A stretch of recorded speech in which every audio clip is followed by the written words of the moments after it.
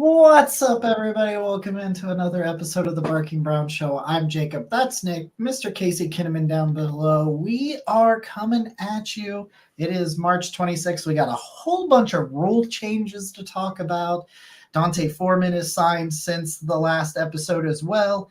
And then we got a triple mock draft coming at you on the tail end of this show. Gentlemen, how are we doing? I'll tell you what, you really nailed that intro song because every time it plays, I get pumped up. It's impossible not to get pumped up. We're running the river, doing all the fun stuff. We got rule changes. We got kickoffs. We got all kinds of fun stuff. I'm excited. Got possible Brazil. We got white face mask. We got, and then a triple threat mock draft of death. Let's go. Of death. That's a little aggressive. It's just like, what are we doing here? All right, guys. So as we launch into the mock draft simulators here in just a little bit, let us know what you think about the picks, what you would pick, what you would do, what you think is going to happen, all that good stuff. We're going to start with D'Onta Foreman at the top. The running back signs with the Browns, 1-year contract. Few days back. So I just wanted to hit that. Not much to say about him. There's your Kareem Hunt. Everybody looking for the kind of short yardage, red zone, pass blocker kind of running back that they really didn't have. They needed to add. That's what Foreman is. I think that should Nick Chubb not play at the beginning of the year, and I think a lot of us believe that's what's going to happen.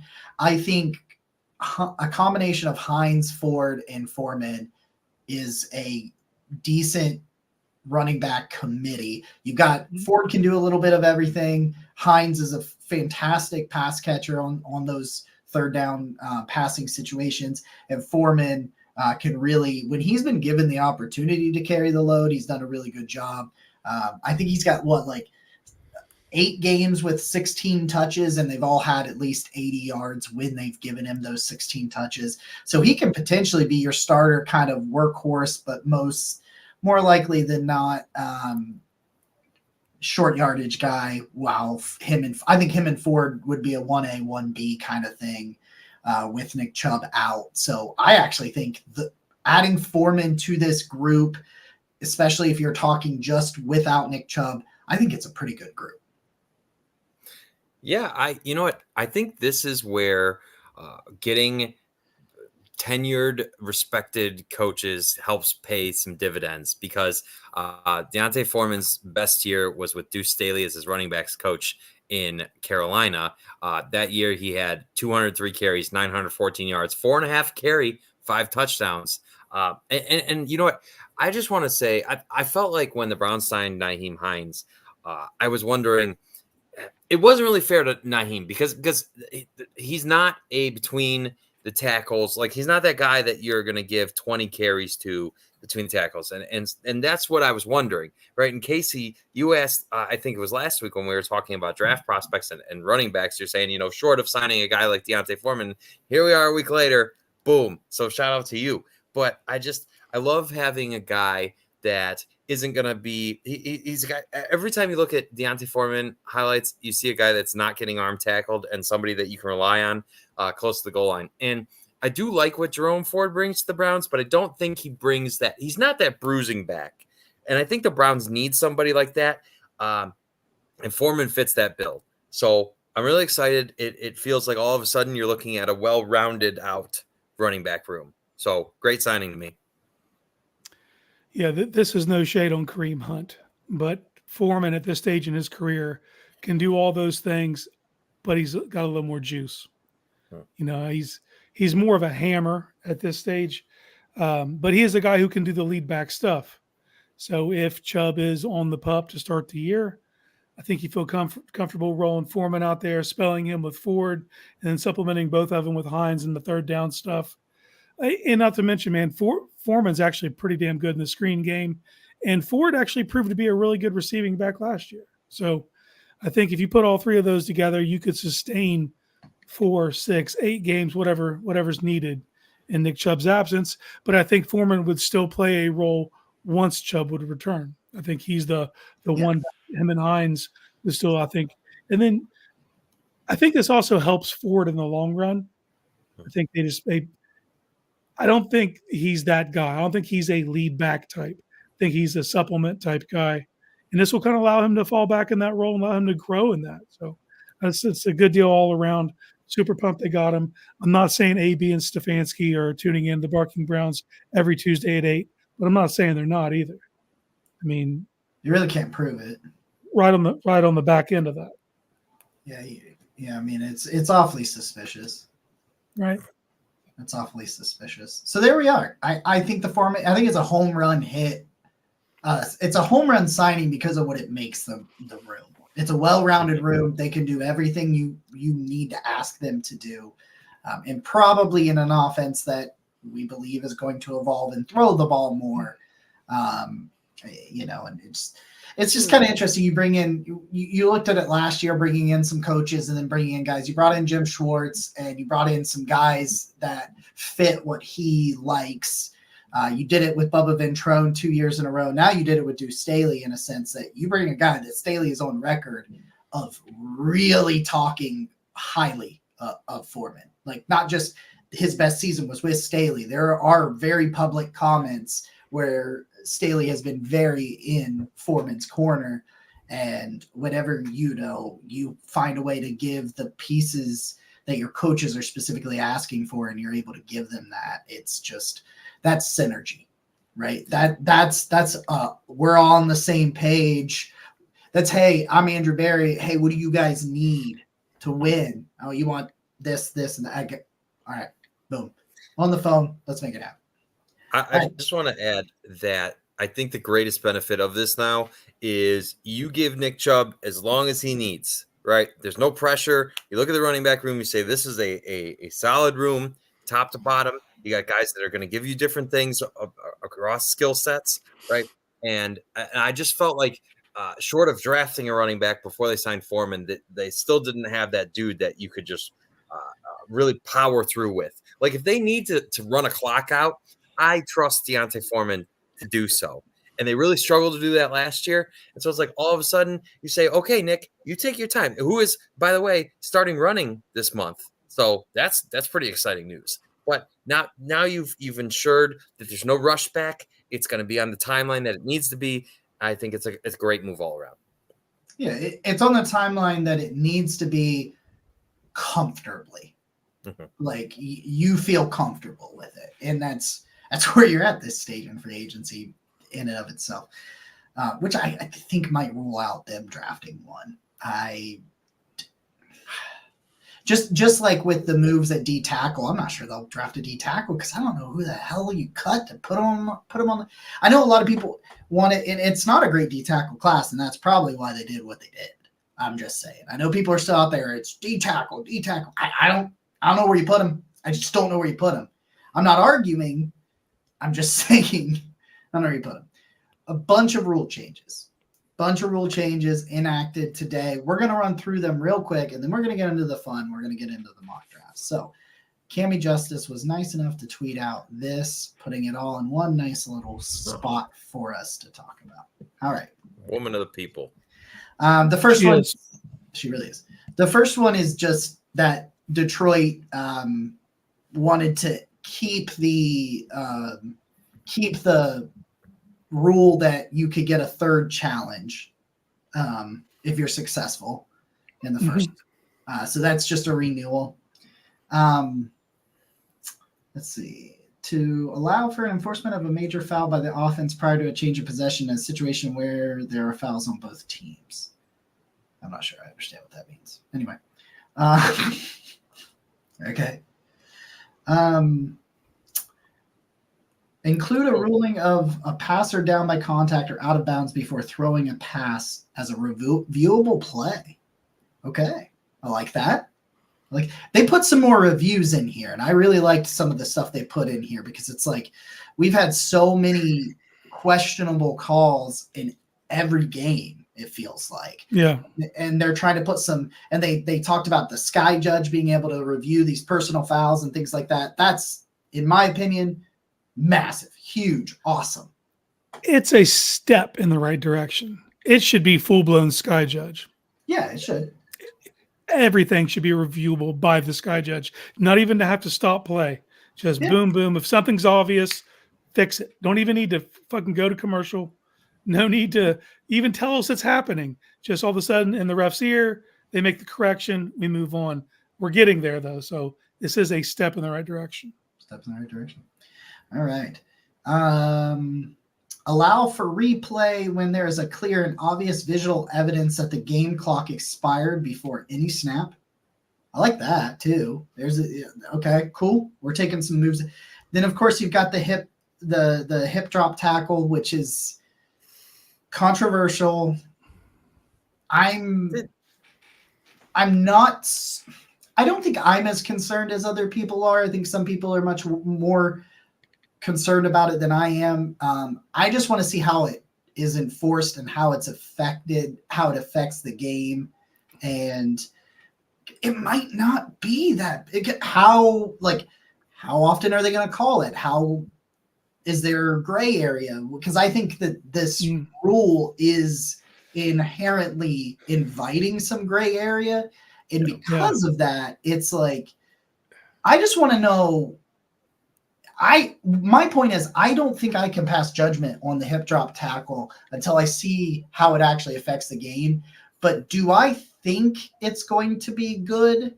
I don't, because now you've got more judgment calls for referees that have just not been good at making judgment calls. Well, speaking of that, I don't know if you saw this, but so in the official article that comes out about hip drop tackles and what's going to be illegal, the official statement is what. So here's my confusion. Originally, I thought that this rule stemmed from Mark Andrews getting injured against Cincinnati. Okay. Because that was like the high profile one where like people really started talking about hip drop tackles. So the NFL bans hip drop tackles. Adam Schefter tweets out the video of Mark Andrews getting tackled and says now illegal. In the official NFL statement that goes through the videos of these hip drop tackles, they said that the Mark Andrews hit or the Mark Andrews tackle was legal. Yeah. So it's like we're not even a day into this, and I get it. Adam Schefter's not an official, but it's just an example of how like there's confusion already. And I just, as somebody who watched Rashard Higgins get speared in the head, and that just kind of whatever in the playoffs. Call me skeptical that the refs can handle more on their plate when the NFL still hasn't done anything to enact any type of full why every year we talk about officiating. Every year officiating is a huge point of contention among all fan bases, right? Every fan base thinks to get screwed by calls. Okay, I get that. There's still no full-time referee anything. And it just frustrates me because when we're adding more rules and more layers on top of this, it just feels like they should do something about the most popular sport, the way the most popular sport in America is officiated. Sorry, I didn't know I was going to step up on the soapbox for a minute, but it frustrates me. Okay, so legitimate issue, yeah. We're talking about player safety. That's awesome, right? Yeah. So they're going to outlaw Thursday night games, right? Right. No. So they're going to force all the teams. They're going to force all the teams to play on natural grass, right? No. So they're going to do the thing that didn't cost them any money to make it appear like they give a shit. Yes. Okay.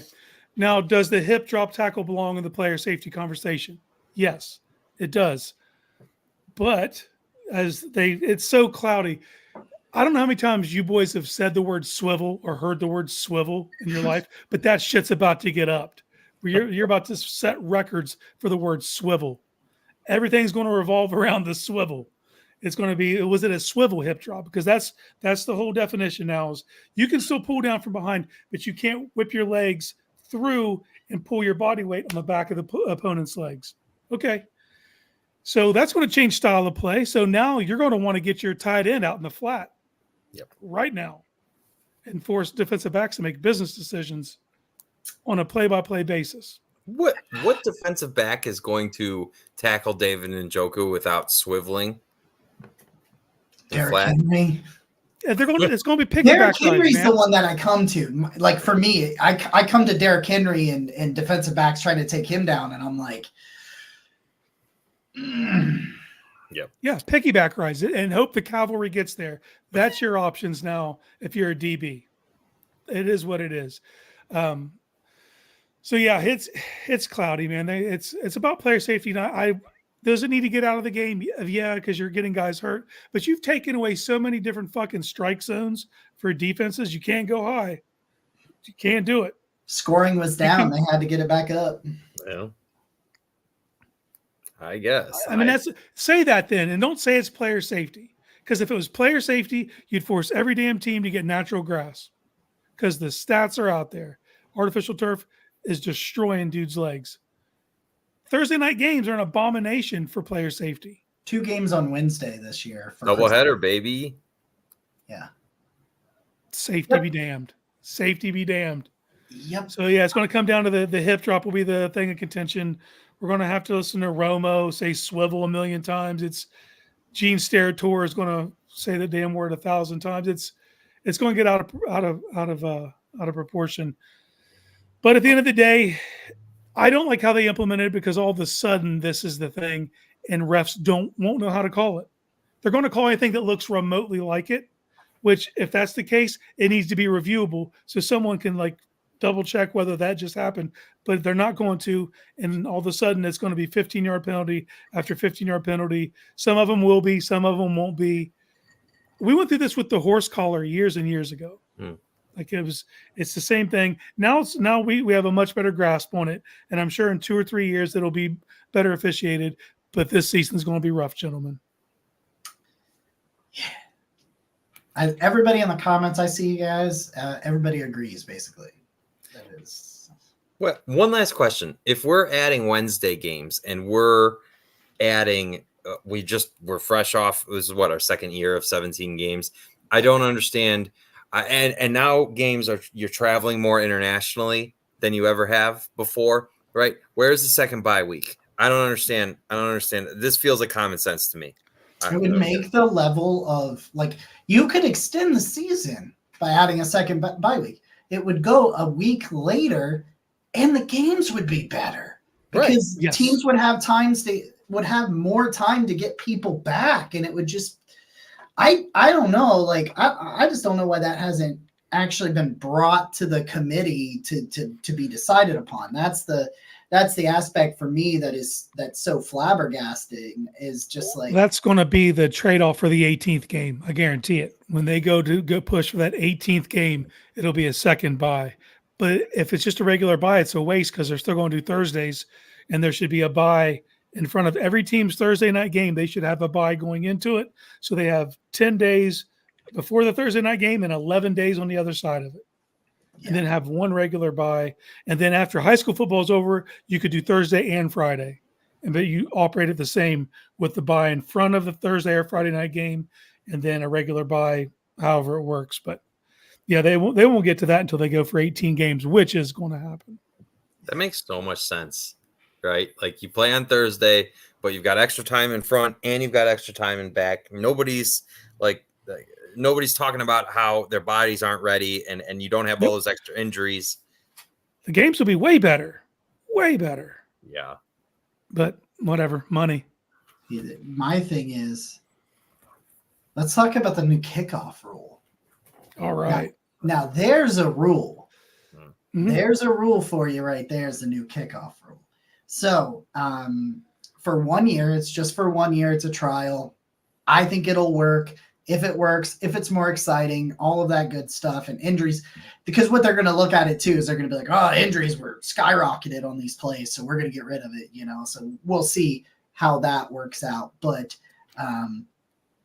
for 1 year, a new form of a free kick play that is designed to resemble a typical scrimmage play by aligning players on both teams closer together and restricting movement to reduce space and speed, and 2, promote more returns. Permits the replay official automatically review whether a free kick legally touched the ground or a receiving team player in the landing zone. Okay. Yeah. So returns. The Browns just signed one of the better return men that we've seen in the NFL, in Nyheim Hines, and recent. He's been one of the better return men in recent NFL years before his injury last year. So if you've watched the XFL, that's pretty much what it looks like. It's designed to where you're not going to get all of these touchbacks. You're not going to see as many balls go through the end zone.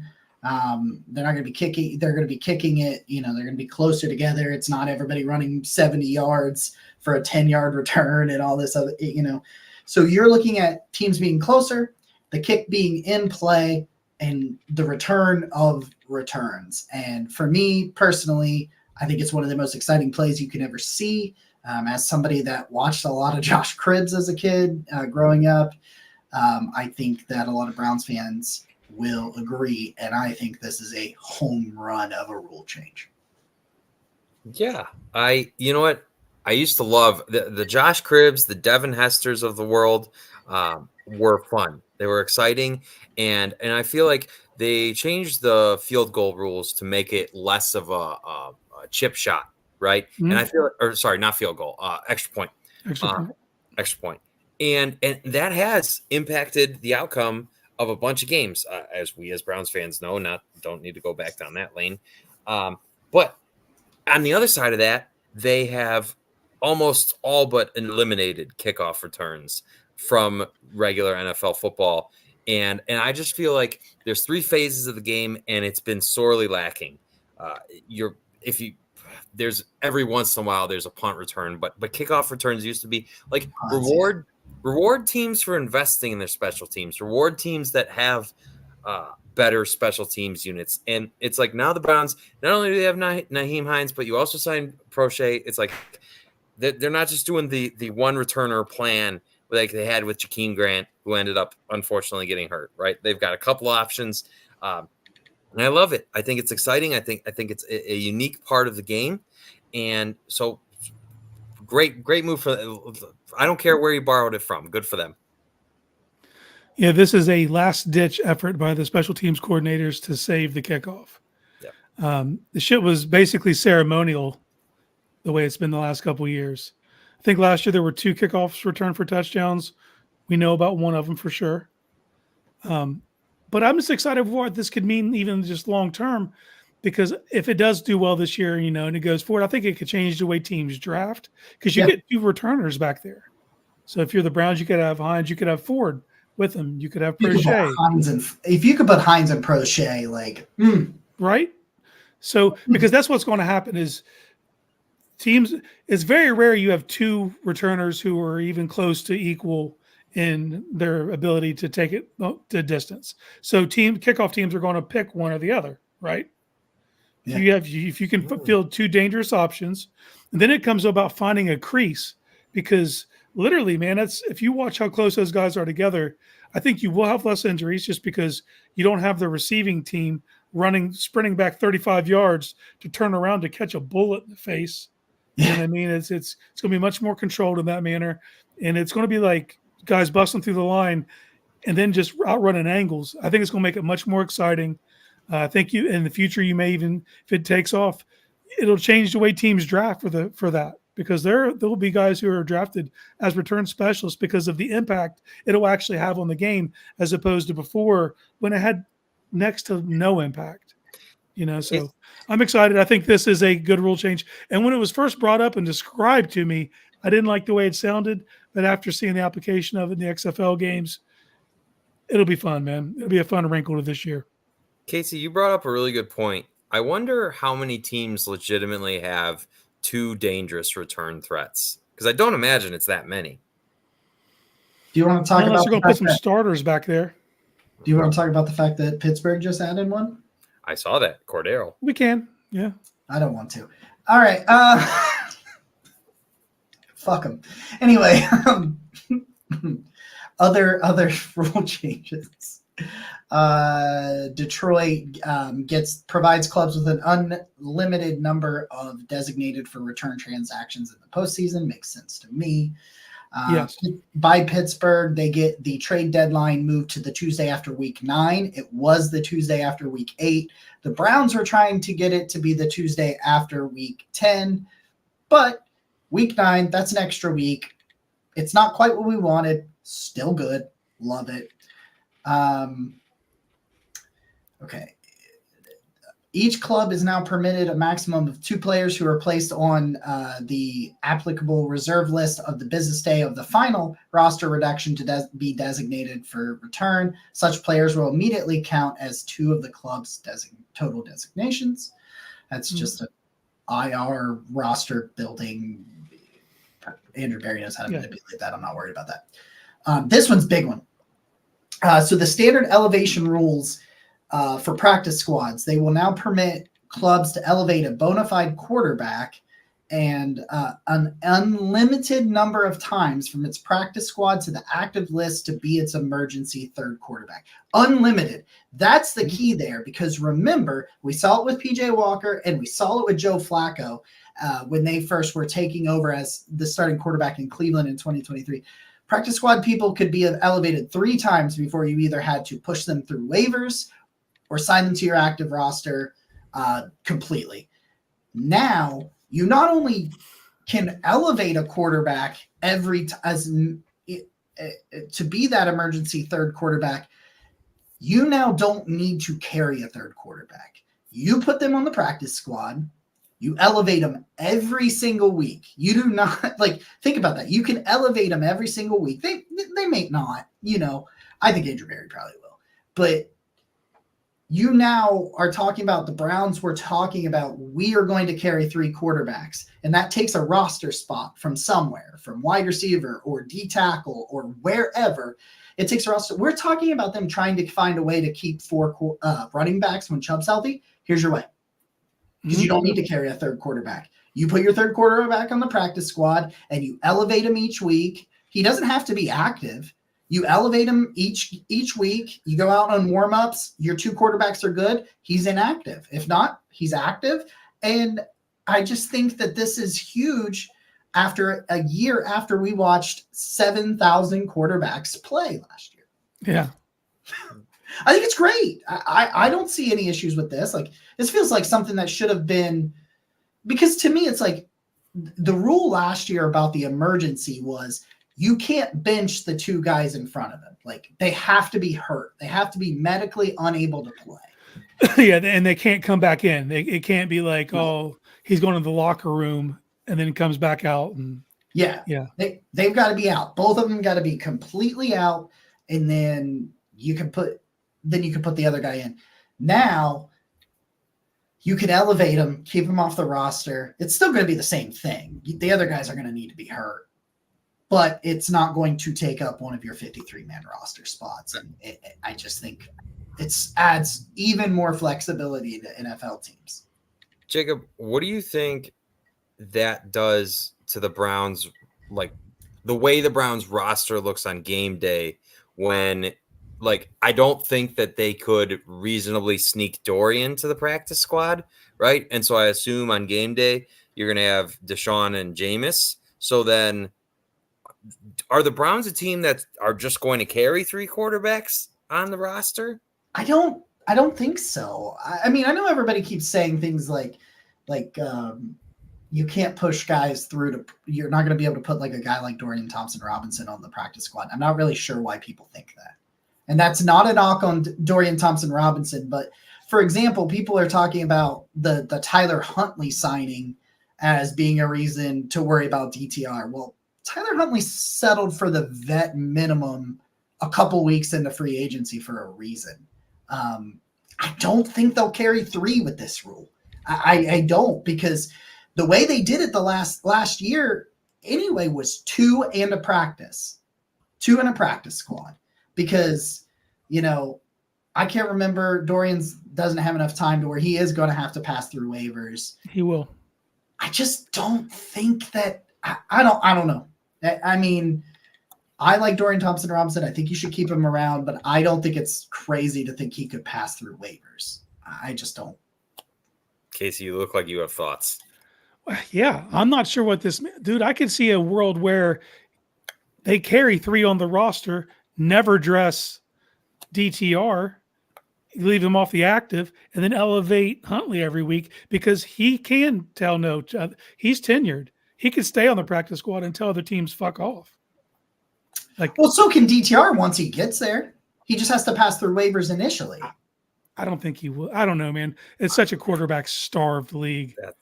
He's young and with potential. Depends on what systems. I don't know, man. I just seen so many bad quarterbacks last year. I don't know, but I just think this gives them options. And Huntley could end up off the roster by the end of training camp just as easy. Sure. And then, but then they do have to hold their breath when they go to attempt to put DTR on waivers to declare him to the practice squad. I don't know. It's going to be interesting, man. This is about damn time. It was an archaic rule because you thought it was going to switch that way after the San Francisco championship game against Philadelphia. It did for the playoffs, but just the playoffs. Yeah. So, but now you see, now we're going there more on a full-time basis. Yeah, man. I don't know. It's going to be interesting. I don't know how it's going to play out. I don't know. I see a lot of people wanting to give up on DTR, and I can't get there. I just can't get there. I think that kid has a lot of promise. His skill set, giving today's NFL, I think there's a role for him in this league, and I just don't want to give up on him yet. That's all I'm saying. I'm not giving up on him. I just think he passes through waivers. That's all I'm saying. I think it's risky. I would be nervous about trying it, but yeah, it's going to be this year's Browns final roster prediction between the three of us is going to be a spicy affair. You never paid up for your bet last year. I have the nuclear chips. So it's not one chip, but I have the nuclear chips in my cupboard, and I agreed to eat them for an entire episode. So I guess I'm going to need to do that. Sounds about right. Okay. Fair enough. I got a front row seat. I'm in. I'm going to be sweating bullets. It's going to triple mock draft Tuesday. Triple mock draft of death. That's where we're at. Here's what we should do also at the end of this. We all screenshot our roster, our drafts, put them up for a poll on our page, have them vote. 3 men enter, 1 man leaves the champion. I love it. I'm going to be so obscure that everybody's going to be like, who the fuck is that guy? No, you're fired. I have really pissed off PFF Simulator lately. They've been grading me pretty hard. They're like, what are you doing, bro? And I'm like, I just don't want that player to get away. I don't care if you think he might be there at 150. He's here at 85, and I'm taking him. Hey, nobody cares. Nobody cares where a player's drafted if you're right. Okay. This is what we're going to do. Josh Clater, you're watching right now. Don't say it. Do not put it in there. But think of a number between 1 and 10. And it's going to decide the order of this mock draft situation. So the three of us are going to pick a number. Whoever's the closest to Josh's number without going over picks the order of the draft. Picks the order of the draft. So Josh, do you have a number in your head? He's got it. Okay. 6. 3. 9. 6, 3, and 9. Josh, what's the number? 6, 3, 9. Really? Did we really do 3, 6, and 9? That was all increments of. Damn good time. Okay. So 7. Jacob. So it's me. It is. Okay. Nick, Casey, me. Okay. I'm in. All right. So we all have different mock draft simulators. Nick is going to be on the Pro Football Network. Casey is on NFL Mock Draft Database, and I've got PFF's simulator up. So here's Nick's beautiful Mock Draft Simulator. You are on the clock. I'm on the clock. Let's enter the draft and see how we do. Okay. Okay, we are off and running. Oh man, I just want to say I'm so excited that it's not going to be this terrible wait until. Oh, okay. I don't know if I want to get spicy. I don't know, because now this would be crazy. I mean, like if the Browns could actually do this, right, and move down 3 spots and get a second round pick, like that would be. Yeah. I mean, yeah, but you would go from you would lose pick 156. So you would go from pick 85 until like 200. Yeah. I think in general, are we doing trades? Let's do whatever the hell you want. Whatever the hell you want. No, I want players. I want players. I am rejecting. Oh, wow. This is a spicy pick. Everybody wants this pick. Okay. We're rejecting. Okay. So let's see what we got here. Sorry, this is being okay. We're in. So let's see where we're at. Sorry, but I was having a little bit of trouble here. Oh, man. Okay. All right. So I follow a ton of fantasy football content, which overlaps a lot with draft content, especially in the dynasty sphere. And every chart I look at for yards per route run and separation and reception perception, they all love themselves some Troy Franklin. That dude is dynamic. He gets open. He's got, I believe he falls into the age guardrails. And I've a lot of the talk I've seen has said Troy Franklin will not be there. Well, he's here today, so we are taking Troy Franklin. Not thinking twice about it. That's it. I got a sexy wide receiver name to add. No trades. No, I reject all of your trades. No, Goodbye. I was gonna say, don't worry about that. It's Casey's turn. Man. Oh, I'm sorry. I forgot about that.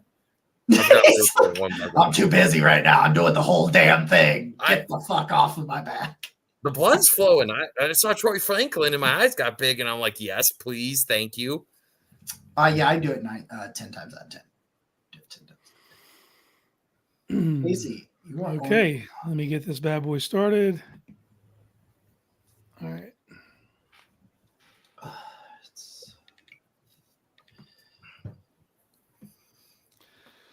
Isn't it crazy to you the way MLB free agency works? Like a major free agent just signed and like the season starts in like 3 days. That's crazy.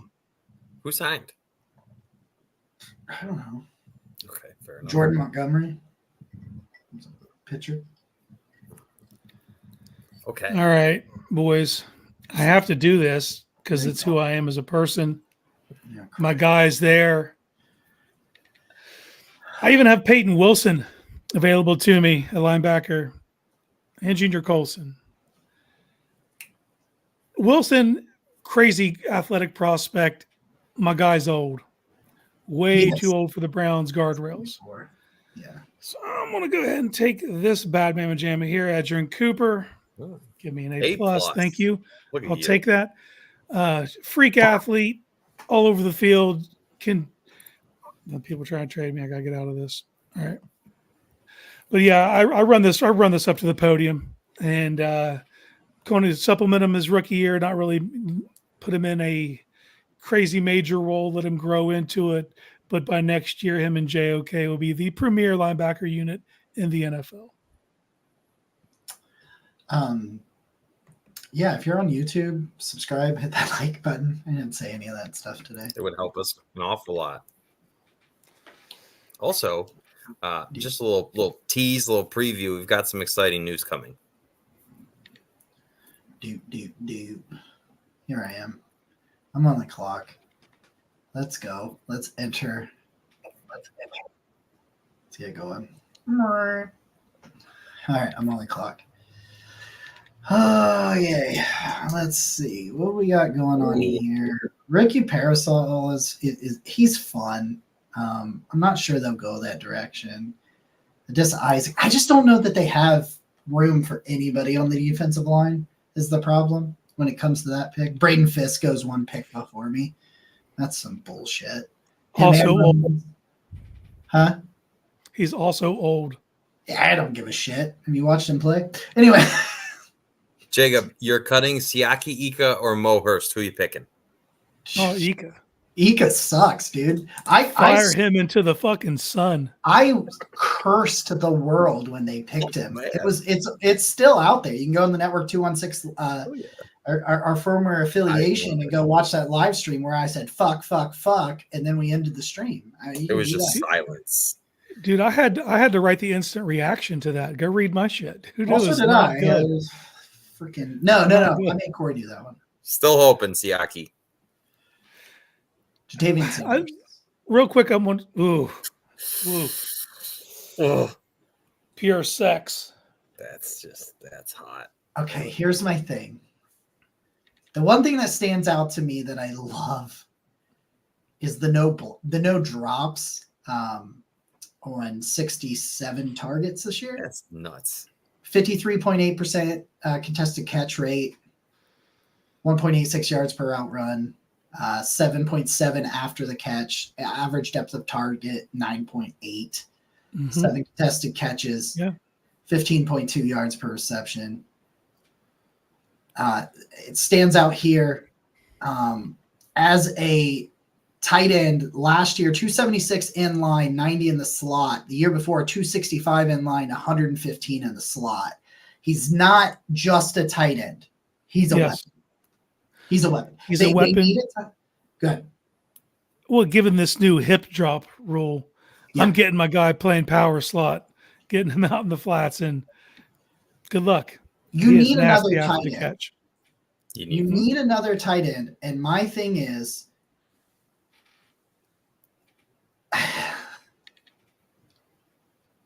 you can never have enough playmakers. How are you covering David Njoku and Jatavian Sanders? How are you doing that? Don't forget that Jerry Jeudy's in the slot next to him.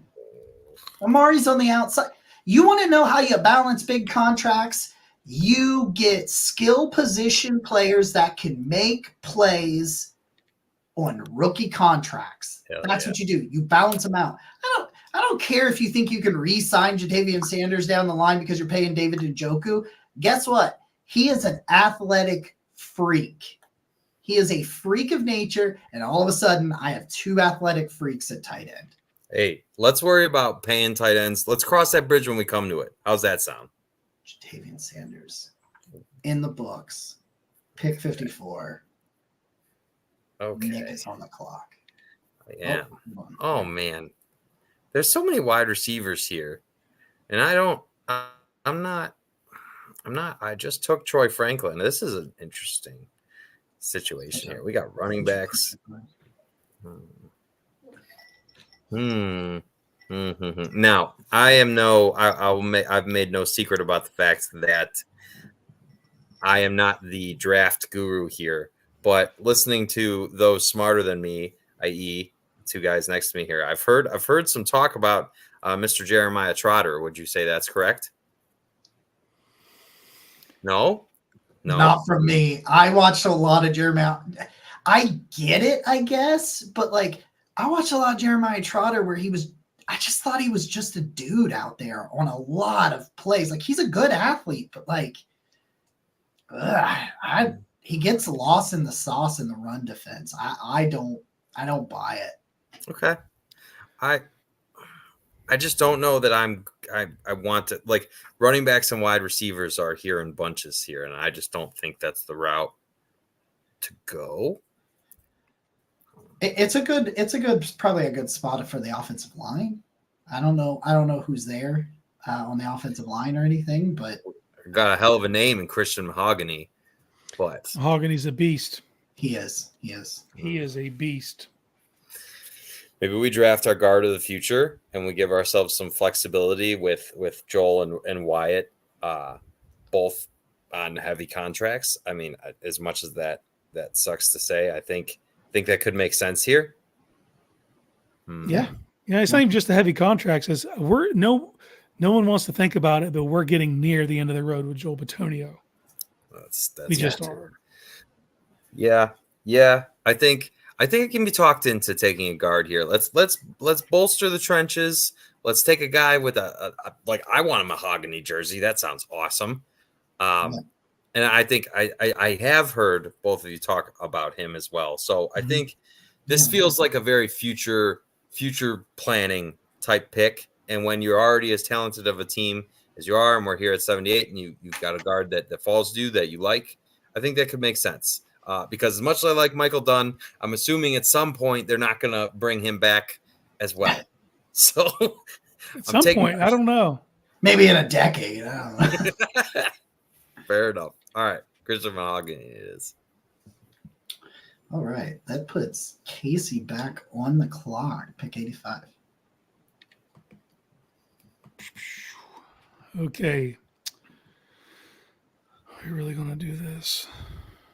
Probably. Boy, they want us to take Trotter. He's up on mine as well. Oh, yeah. Everybody seems to have him in the same range. It's weird, right?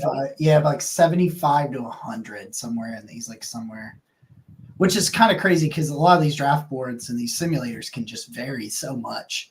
He seems to be a prospect that's somewhere in the late, but still top 100. Well, me and Nick are going to be a little bit alike here. I'm going with a different interior offensive lineman.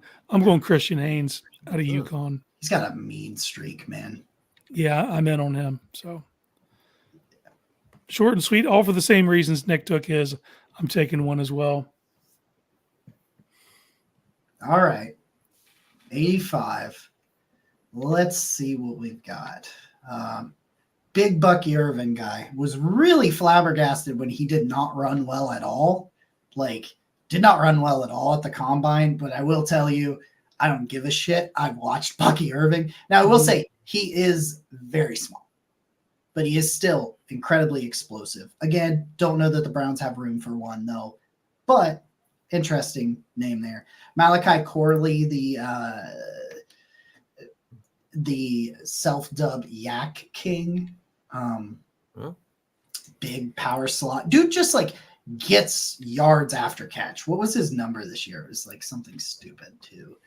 8.6. I thought he had a higher number than that. Is that yards per? Is that after contact? That's after catch. I don't think I have his. Yeah, I don't see it. But he had 6 drops. That's the thing that hurts. Yeah. And for a guy as big as he is, he's a bigger, stronger guy. He only had a 23% contested catch rate, and that kind of concerns me. It kind of concerns me because I know you want to add more people that can get yards after catch, but I don't know. I think I'd go a different direction. Look at Michael Pratt. I do want to say something about Bucky Irving while you're talking about him. Yeah. For someone who isn't hyper athletic, that dude just must have the best anticipation and vision because he makes so many dudes miss without the hyper athletic traits. His anticipation is ridiculous. Okay. They're not going to like it. PFF's not going to like it because they don't like when I do this. He can play anything. He can play anything. Yeah. Anderson. Dominic Pooney. The interesting thing that gets me about the Kansas tackle was if you go back to the Senior Bowl, he played all 5 positions that week. Mm-hmm. All 5. They had him at tackle, left guard, center, right guard, right tackle. If that's not an Andrew Berry versatile player, I don't know who is. In college, he was their starting left tackle at Kansas this year. He was the starting left guard last year. So he's done it. He's done it in college. 800 snaps as the left guard, over 700 snaps this year. No sacks, 0 sacks allowed. He had 15 pressures? Yeah, 15 pressures, 90.4 pass blocking grade. There's some issues with some of the run blocking. He's not really a mover in the run game at times. More kind of just like a block a guy off, wall him off kind of thing. Stalemate. Yeah. Yeah, he kind of locks him up. He's not going to move him out of the way, but they're not going to get through him. But I think he's got a lot of room to improve. He only has 25 games in college. But they need depth at tackle specifically, but they need long-term answers in depth at both interior and exterior on the offensive line. Why not get a guy that has the ability to play all of them? You figure out which one he's good at and put him there. Is it guard? Is it center? Is it tackle? I don't care. But you bring a guy in that has the ability, if really, really needed, that he can do any of it, but focus him potentially on one and see him grow from there, that kind of thing. I think just the flexibility, the versatility, and very, very solid pass blocking. I'll take Dominic Pooney. Just like freaking can play all 5 spots, dude. Like, what are you doing? Like, I'm into it. Okay. So I'm just gonna dub this the sexy draft, because we're looking at skill position players, and I feel like somebody like Jaheim Bell makes a lot of sense for the Browns, because he's a tight end that has concerns. He has drops concerns. I saw that, and I saw that blocking is not exactly the forte at this point. That's one way. That's and so I get it. But in front of you, you've got David Njoku, who we know is going to block his ass off. I've also watched the Browns take a guy and like develop David Njoku and turn him into a blocker. and just do exactly that. So if you're telling me that you've still got David Njoku and you've still got Jordan Akins, and we're getting a little bit lower here in the draft, I want to bet on a guy who is an explosive athlete. I want to bet on a guy who's got some versatility. I know they used him in some rushing type stuff. Which he's a running back in a tight end's body, man. He's a running back in a tight end's body. It's the craziest thing I've ever seen. It's the craziest thing. Right. And so, like, if you can get down here into the hundreds and you can get a player that has some unique traits, that makes a ton of sense to me. So this is the sexy draft, and I'm taking skill position players, and we are just bolstering this offense as much as we can. I think it makes a ton of sense given the tight end room of 2 veterans that you already have. So give me Jaheim Bell.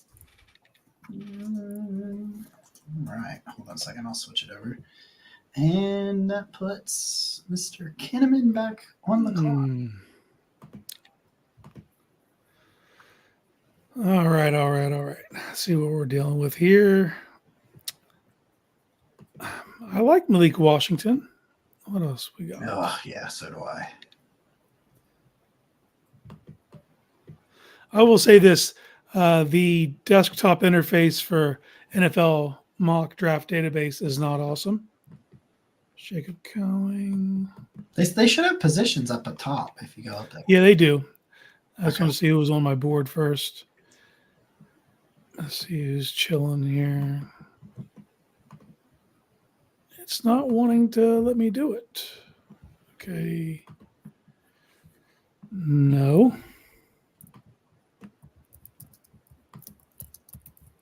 There's like nothing yet. I like some of these names, but I'm not where they're at. Yeah, not at 156. I do like Wiley. Ooh, me too. Me too. Josh Smith Wade as well. Yeah. We'll see. Boys, I got to do it. I got to take Wiley. Yeah. I'm just going to mirror Nick's picks. He went with a tight end, so I'm going with the tight end.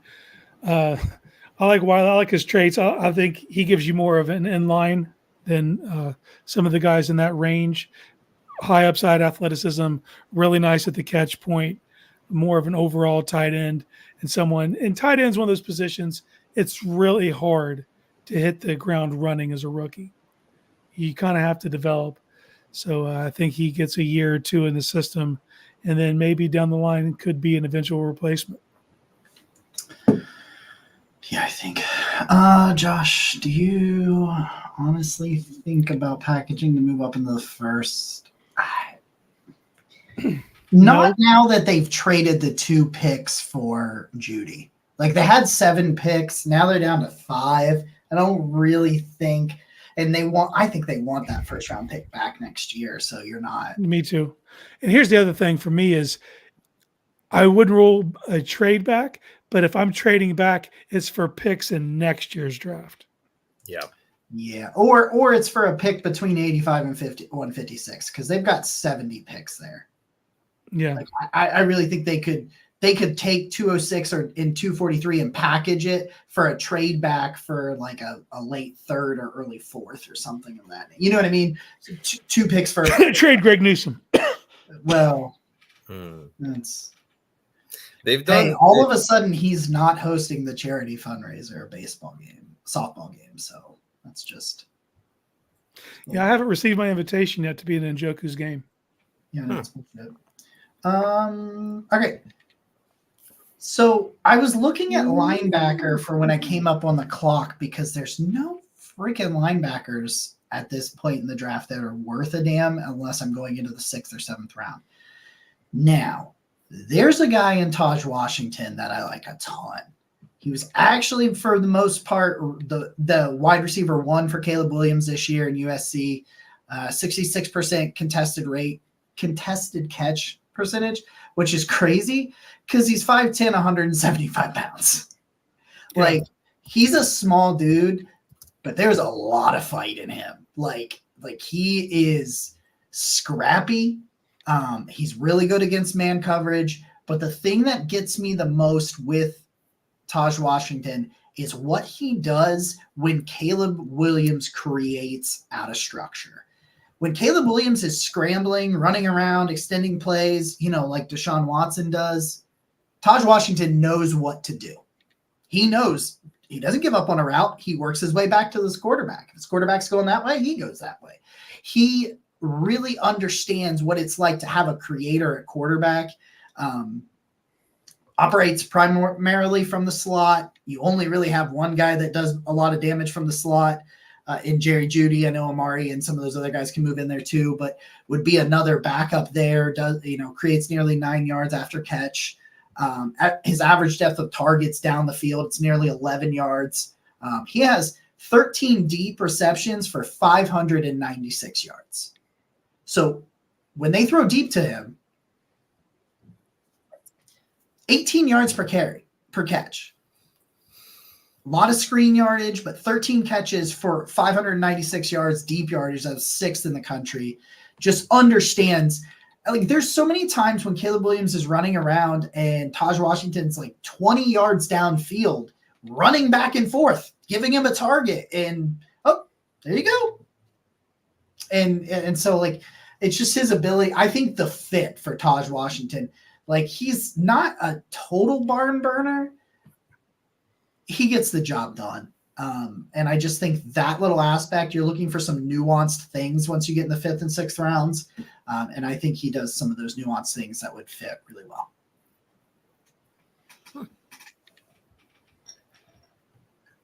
Can I just say I love mock draft season? Like, this is really fun. I'm just looking up prospects in between here because we are deep in the draft, and I know a little bit less here. But I'll tell you my goal with this pick, because I see that there are a whole bunch of defensive tackles in this. If I could get it to let me scroll. There we go. There's a whole bunch of defensive tackles in this range. And I think my goal with this pick is I want to see what Siaki Ika is made of. I want to draft a defensive tackle later here, right? And if he doesn't make the team, I can live with that, right? Because we're at 206, right? But on the other side, if Siaki Ika is gonna get beaten out by pick 206, then so be it. And so where I'm at right now is a dude like Keith Randolph is the guy that doesn't have the pass rushing upside, but he can be the run stuffer. And I think that's what you drafted Siaki Ika to be. But a guy like Jawan Briggs is more of a dude that has that type of pass rushing moves, maybe not the stout run stuffer. And I'm not positive. I was kind of looking at those two defensive tackles, but if you guys see somebody here that makes more sense, I am open to suggestion. No, I mean, if you're going that way, I think Randolph Yeah, if probably you're exactly as I was going to say, I like the idea of Randolph because if you're going to bring a guy in, you got plenty of pass rush already between Hurst and Jefferson. I think, yeah, I wanna draft a guy who projects as a run stuffer here at 206, and I want to see if he can beat out Ika to make the team. I think competition in every room is a hallmark of Andrew Berry, and so we just drafted Yusiaki. Here's your second year. Where are you at? Like let's see. Let's draft a guy and let him fight it out. So I'm in on the Keith Randolph pick. Okay. I too cheated and was looking at prospects in between here. Okay. And you got a sexy little draft going on here, Casey. Dude, it's about to get a lot sexier. Okay. For me, I'm looking at these receivers, and I'm looking at it as someone who brings something different than you already have. Anthony Gold is jitterbug, lightning, fast. He's little. He a little dude. Yeah, he's little. But he gives you something different. He has a different skill set, a different body type, and he's someone he's super twitched up, can create on his own. And I just think that given what you've already added to that room, I think he'd be a perfect complement to get in, learn, and kind of be an understudy in the slot. And then when he gets his opportunities, and I didn't see him do this at Oregon State, but I'm also assuming this cat could be a punt returner. He did do that at Oregon State. Did he? Mm-hmm. Yeah. Let me pull it up. What am I looking? All the film I watched on him was strictly as an offensive player. Yeah, he didn't do it as much. I'm thinking he didn't do it this year. So in his career, his kick and punt returns this year. This year he only had 7 returns, 7 punt returns. He's only ever returned 1 kick return, but in 2022 he had 14 punt returns, 2 of which he took to the house. Yeah, I feel good there. I feel good adding him as my wide receiver. 18.3 per punt return for him, 2 taken to the house. So he's done some punt returning. He's like 5'9", so but he's another guy that plays a lot bigger than he is because he is a scrappy dude. Yeah, I'd say he probably weighs about $165 if I had to guess. I mean, he's little, but somewhere when I say he's quick, man, I mean he's grease lightning out there. I would love to draft Mayan Williams if he had anything left in his legs. He doesn't. I don't see any kind of burst or explosion left, which kind of sucks. But I like Jalen Ford here as kind of like a special teams linebacker that can potentially sneak onto the roster. I don't want Jalen Ford to ever play coverage, but he does a really good job of see ball, hit ball in the run game. And well, we're in the 6th round, so that's good enough for me. There it is. It's like that's good enough that he can see ball, hit ball. That's really all he's got to do. All right, Nick, you're on the clock for one last time. One last time. What am I gonna do? Think.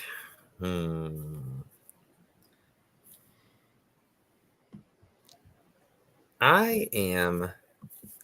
Part of me wants to just draft a running back just for, but I don't think that's where Andrew Berry would go. You could draft a running back that eventually becomes your practice squad guy that you develop or use for injuries. So I don't think it's too outlandish. I just don't think they will do it early. That's fair. Yeah, I could definitely see them swinging for that type of situation because I also haven't drafted a corner. I haven't drafted a linebacker either. And so, but I think as we get here, and I'm going to be fully honest with you, I don't know a ton about the running back prospects as we sit here. However, I think it makes sense. I'm going to draft a running back out of Georgia, and I'm going to see what happens. That's what I'm going to do. So I don't want to mispronounce his first name. Is it Dijon? Dijon Edwards? I got no notes for you, That's what I'm brother. doing.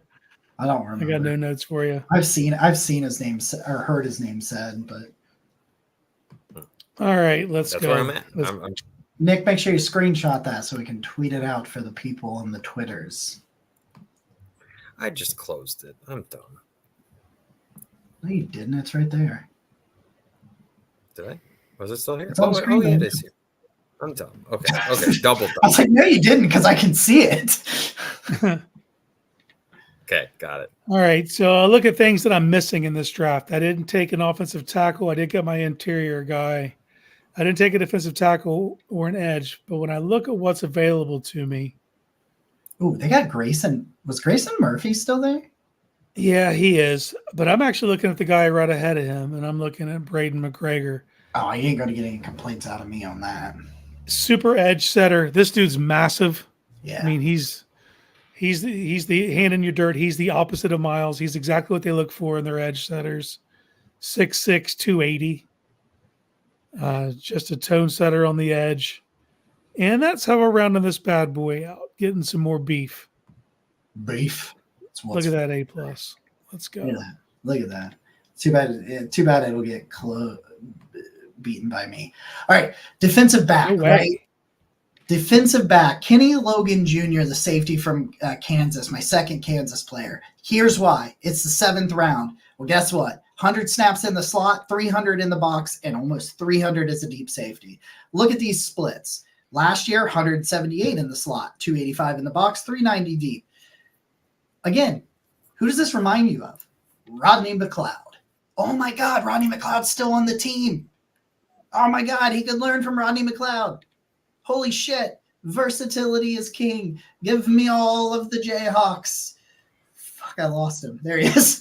I was like, where's he at on the actual screen? All right, so recap. We'll start with mine. Everybody's drafts are still open. Yep, everybody's drafts are still open. Recap for me. Jatavian Sanders, the tight end from Texas in the 2nd round. Dominic Pooney, the do-all offensive lineman from Kansas. Wide receiver Taj Washington from USC. Jalen Ford, the linebacker from Texas. And I go Kansas again. Give me Kenny Logan Jr., the safety defensive back hybrid, because they're always going to draft a defensive back.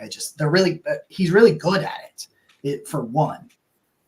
So there you go. All right, Nick, recap. Go. We've got Troy Franklin. We've got Christian Mahogany. We've got Jaheim Bell. We've got Keith Randolph.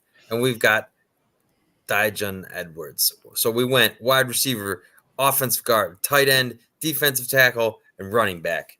That's a good draft. If you ask me, we're going to find out what people think. Casey, you're up. Pure sex. I went Edgerrin Cooper. For me, he's a whiteboard difference maker. He's someone in years to come. Offensive coordinators going to have to circle his number. Pay attention to that dude. He gets after it. Christian Hayes. And Haynes is nasty. Nasty interior guy. I think you have your heir apparent. If Petonio sticks around for another 2, maybe you move on from Teller.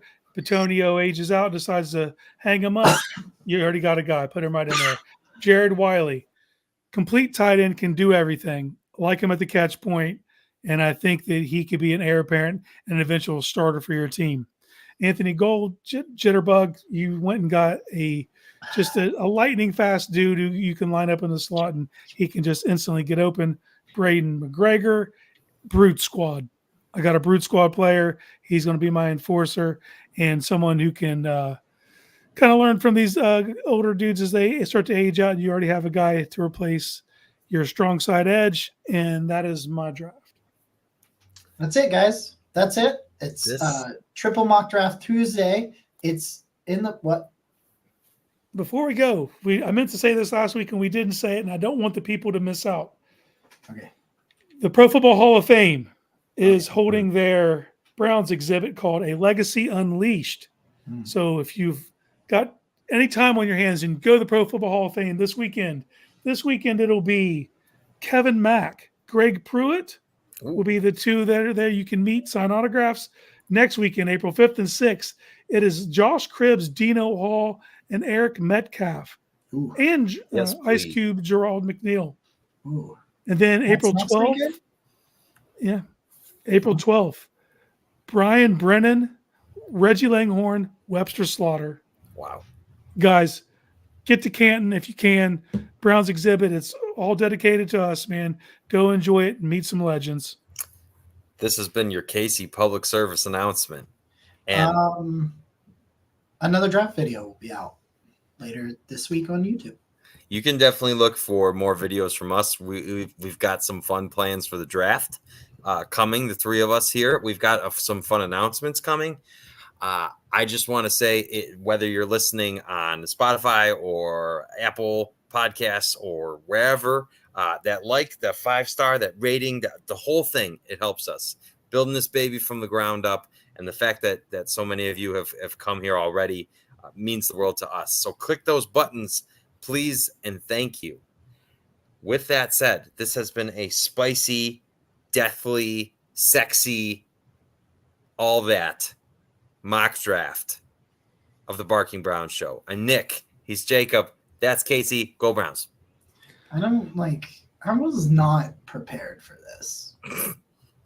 Vote for